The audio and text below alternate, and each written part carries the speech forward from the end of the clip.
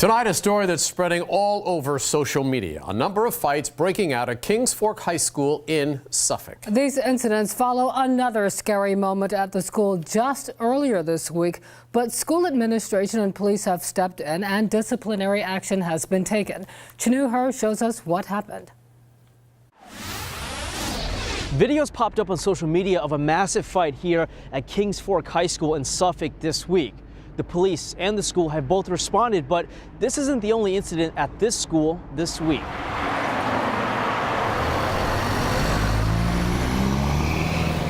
Kings Fork High School generally is quiet. Neighbors who live nearby don't ever hear of incidents or problems from there. It's been very pleasant. Like I said, this has been probably the best neighborhood I've ever lived in. It's been a good 5 years for Daniel Ehring, living just about half a mile from the high school.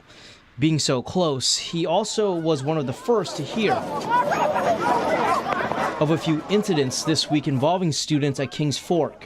Social media videos surfaced of 3 fights on Thursday, resulting in multiple students disciplined. Some of those videos were shared with 13 News Now. You can see multiple students involved in chaotic fights inside the building and outside, some students swinging over and over, hitting others. It's unfortunate these things have to happen, and parents who do have these kids that go to school have a reason to be concerned and be worried. Just a few days before that, a student brought a gun to school. Police also got involved in that incident, and the student has been recommended for expulsion.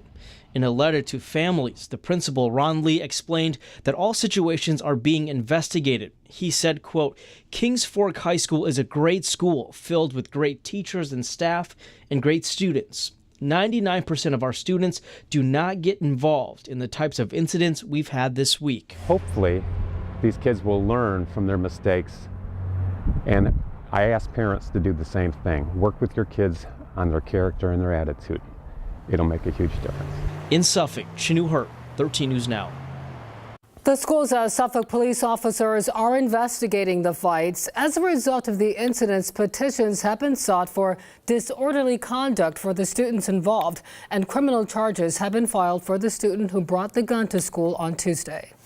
Tonight in Pennsylvania, authorities say they stopped a school shooting plot. The frightening chain of events started when a student overheard a conversation on a school bus. That brave teen is being hailed as a hero for reporting an alleged plan to shoot 4 students at Uniontown High School, that's southeast of Pittsburgh. The teen even recorded the conversation for police. Police raced to the home of the 14-year-old suspect, and in the teen's bedroom, they found an arsenal of weapons: 3 rifles, a shotgun, 2 machetes, a crossbow, and ammunition for all of it. Had they not reported this, there could have been a major catastrophe today at Uniontown High School. He just didn't like them. That's what he said. He didn't like them. What a reason to do something. Authorities say the 14-year-old is facing multiple charges tonight, including making terroristic threats. The body of a missing Fairfax teen was found in a park today in Alexandria. 16-year-old Jolie Musa had been missing since January 12th. Family members said Musa made a comment about going to Norfolk for a party, but no one ever saw her. Tonight, police tentatively identified the body as that of the missing teenager based on appearance and tattoos. Police are investigating this as a homicide. Tonight, the FBI is leading the search to find a missing 4-year-old boy from Scotland County, North Carolina. An Amber Alert was issued Wednesday for Raul Gonzalez Johnson. Authorities say his grandfather was watching him when he wandered away. More than a dozen search teams and volunteers combed the area today. Authorities have been focusing on a pond near the area where the boy was last seen. Today, crews drained that pond. I want to thank the community for their tremendous support, or outpouring of support. We greatly appreciate the thoughts and prayers for this little boy. Everyone has one goal: to find Raul and bring him home safely. The sheriff says they are investigating all possible situations, but at this point, they consider Raul a missing child. They have no evidence at this point that the boy was abducted. Tonight, we're told the pizza delivery driver who was shot on the job in Newport News is expected to recover. The driver was shot twice yesterday morning at the Cottage Grove Apartments near Warwick Boulevard. Police tell us his condition has improved from critical to stable. Investigators are still looking for the man who shot the driver. We're told the shooter has a tattoo on the right side of his face. A Hampton man's going to prison for more than 5 years for stealing checks out of mailboxes. Court documents reveal a sophisticated plot. Here it is. 31-year-old Timothy Moody, right there, stole USAA checks and used the information to make counterfeit bank checks. Then he used the fake checks to buy things at Lowe's, Home Depot, and Walmart. The final part of this plot included returning all of the stuff he bought to get the cash back.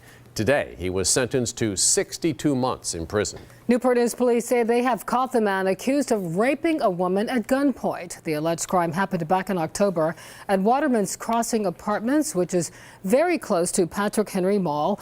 Police have charged 23-year-old Ezekiel Brown with rape, abduction, and robbery. They are not releasing his picture right now because of other ongoing investigations. More fallout tonight, 2 days after Larry Nassar was sentenced for sexually abusing female athletes.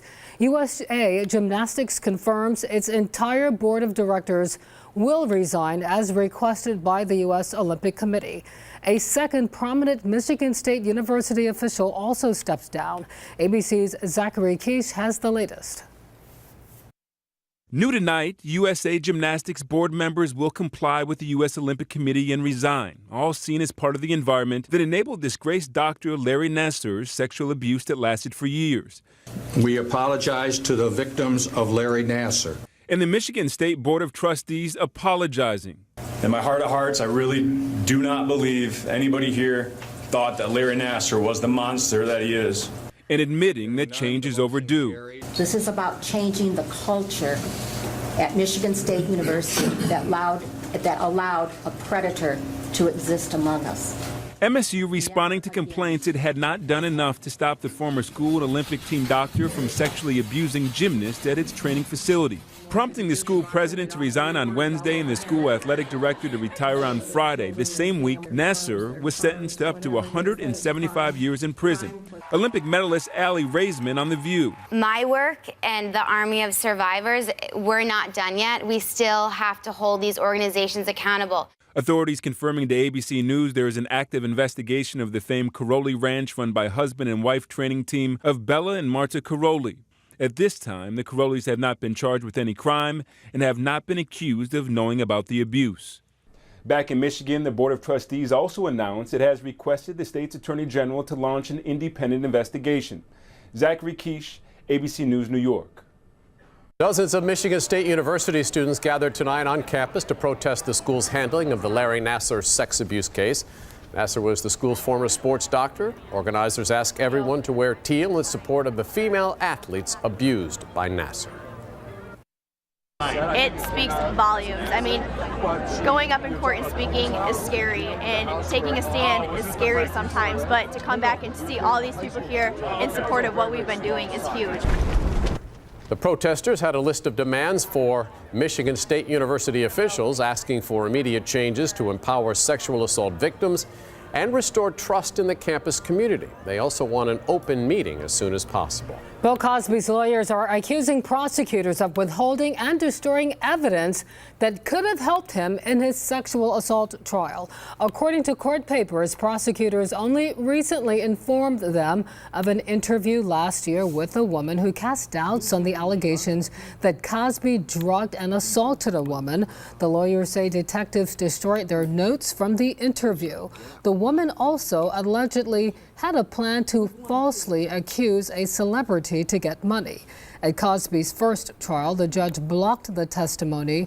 Jurors failed to reach a verdict at the trial. Cosby's lawyers want the case dismissed before a retrial, which is scheduled for April.